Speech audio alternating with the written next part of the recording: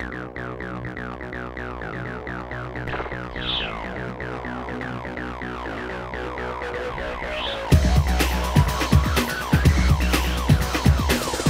want to thank Go Outside and Power Bar for having me come down to Brazil. It's my first time in this wonderful country, and I'm excited to be here. And although it's a very short trip, I'm looking forward to coming back and spending a lot more time here.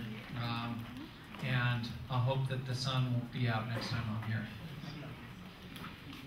What I was going to do today was take you through basically a very quick snapshot of how I prepared Lance Armstrong for a Tour de France title. And basically,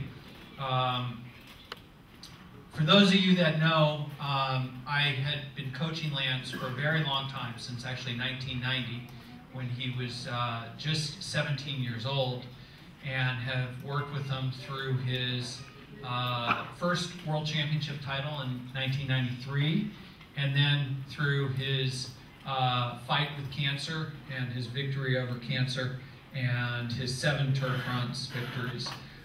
One thing that we did is right away at the first, do I need to slow down for the translation? Are we okay? Hello?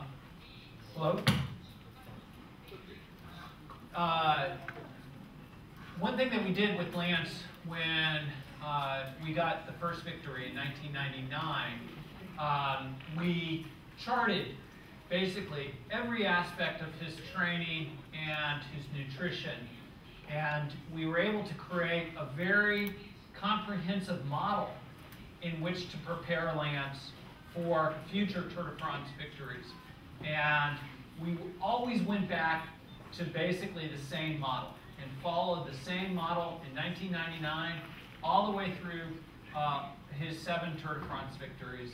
And we tweaked it, we refined it, we made it better, but basically we followed the same model and rarely deviated from it. And that's what I'm going to do this evening, is take you through what we did, what that model is, and how we were able to take that model and each year be able to adjust it to get enhanced Lance's performances.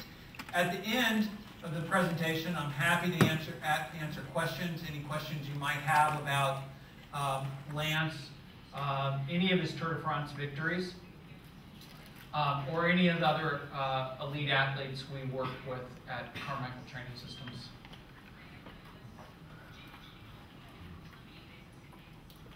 So, before the tour starts,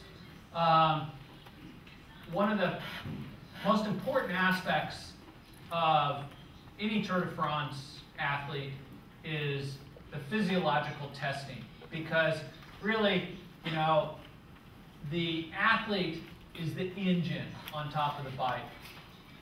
And all bikes go the same speed. It's the only time that bicycles' speeds differ is when the athlete gets on the bike. Then the speeds change. But lean any bike against the wall and they all go the same speed. So really, the majority of our focus is always around building the engine, building the athletic engine that drives the bike forward. That's one of the most important aspects. Then field test. What do I mean by field test?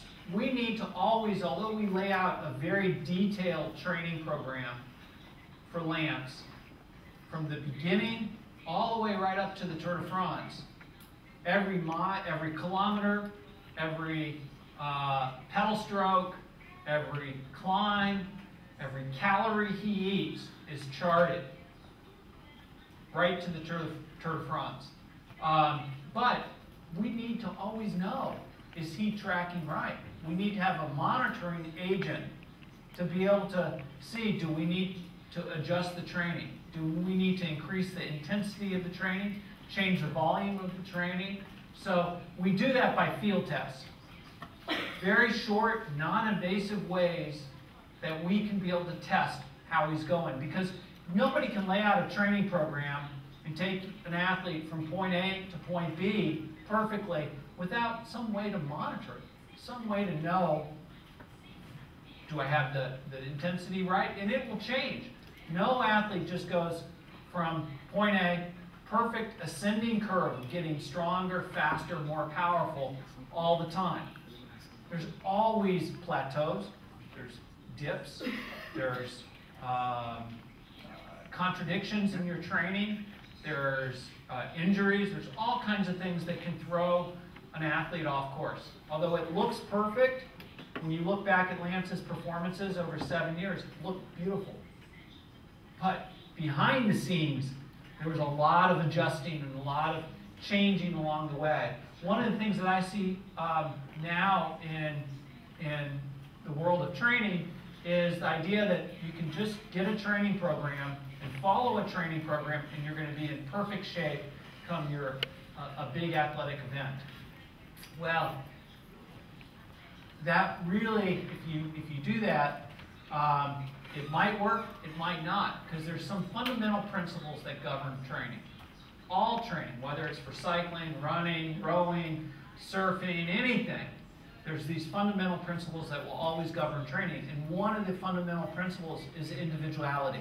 Meaning if I chose 10 people today and said, okay, you're all going to follow this training program for this competition 12 weeks from now, and put you all through that same training program, well, 5 of you might get better, might get faster, might get more power, but another 3 will stay exactly the same and show no signs of improvement, and 2 will actually be worse. They'll regress. They won't show any progress at all. They'll actually regress and show that they're actually performing worse than when they started the program. So you need to always have a monitoring agent, and we do that through field testing. Wind tunnel was an important component to Lance's Tour de France model for success. What is a wind tunnel? A wind tunnel is a way in which we're able to measure aerodynamic drag of an athlete on top of a bicycle. We can measure the athlete's position, we can measure equipment, we can measure it, change the position, and see if we reduce the aerodynamic drag. So we improve the athlete's efficiency and also their speed. So they can go from going 50 kilometers an hour and riding at 50 kilometers an hour in a very inefficient aerodynamic position will mean that they're working absolutely at their maximum aerobic capabilities. We change their position on the bike, and they gain maybe 2-3 kilometers an hour by putting out that same power output as we did before. A wind tunnel, what it physically looks like is basically a long tunnel. There's a big propeller in the back, almost like a big fan, cooling fan. And then you have an apparatus that can measure the amount of flow, airflow over the athlete, and you can get figures for aerodynamic drag.